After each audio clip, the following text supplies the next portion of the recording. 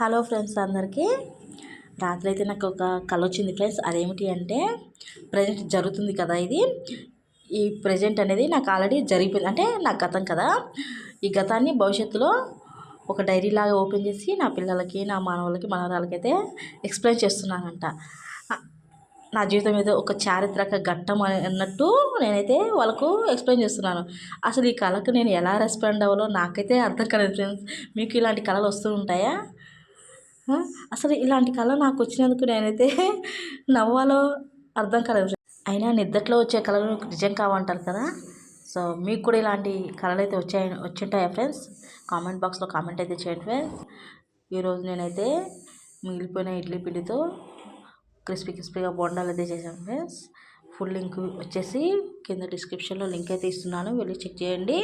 ముందుగా మన ఛానల్ ఎవరైనా చూసినైతే మన వీడియోని, మన ఛానల్ని లైక్ చేసి, షేర్ చేసి, సబ్స్క్రైబ్ అయితే చేయండి ఫ్రెండ్స్. మన ఛానల్ని సపోర్ట్ అయితే చేయండి ఫ్రెండ్స్.